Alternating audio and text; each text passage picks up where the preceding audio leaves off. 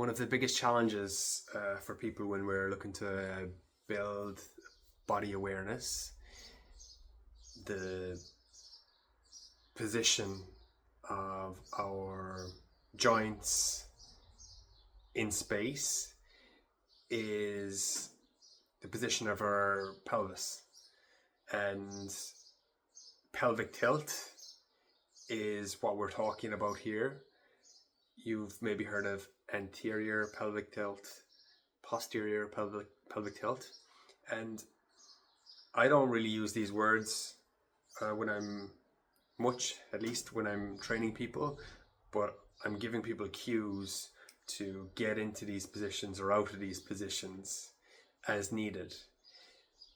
Anterior pelvic tilt, where our bum is kind of sticking out a little bit and we have a little bit of an excessive arch in our lower back, is something that I don't want, and that's generally what I'm looking to try and address with some people.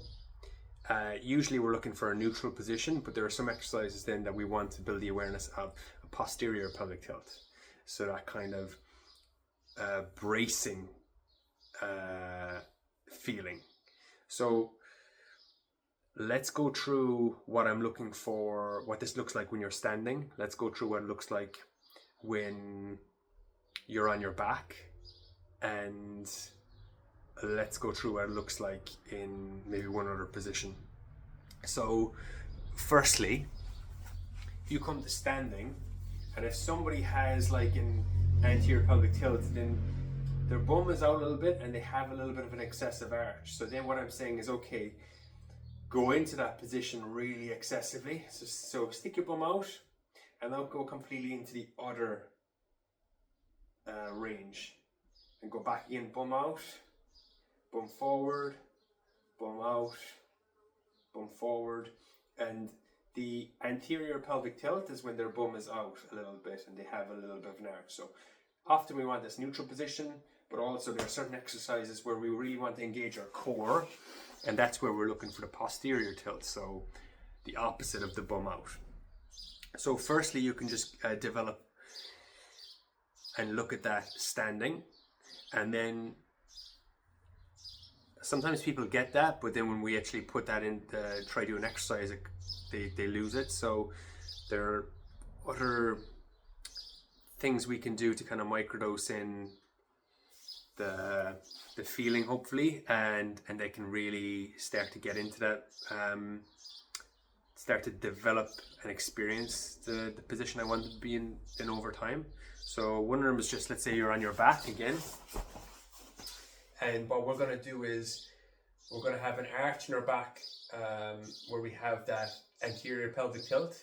But then what I'm looking for is, okay, can you close that gap in your lower back? So bring your lower back to the floor. And again, that's more of the posterior pelvic tilt. So we're building that abdominal tension. So arch in the lower back.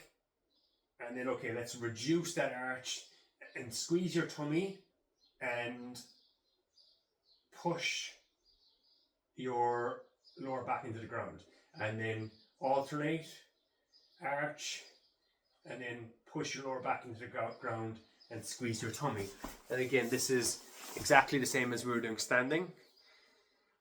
So if you can squeeze your tummy, you're really going more in towards that posterior pelvic tilt that we're going to be looking for to actually engage your core in some exercises, and also to get yourself out of that anterior pelvic tilt, because let's say you're doing a deadlift and you're in that anterior pelvic tilt, then you're putting some stress in your lower back that you don't want. As well as that, you have like cat-cow, so that's where you're on all fours, and again you're going from one extreme to the other.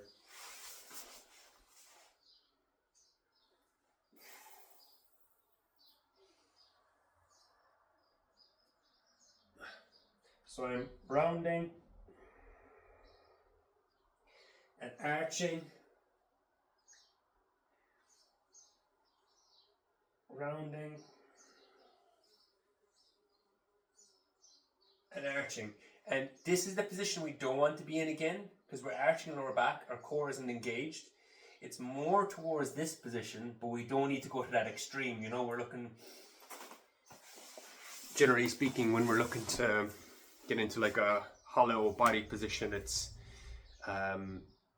more towards that posterior tilt where you have that arch, but the arch doesn't have to be as excessive as that. The important thing is that you can feel your tummy is engaged.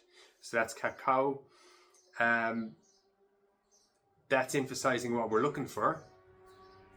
And maybe the simplest thing, and maybe what we should have started with, is just that if you imagine somebody, you're going to get hit in the tummy, or somebody's going to punch you, or something is going to hit you in this area, and I say, well, I don't even have to say, what's your natural instinct? It's a squeeze around here.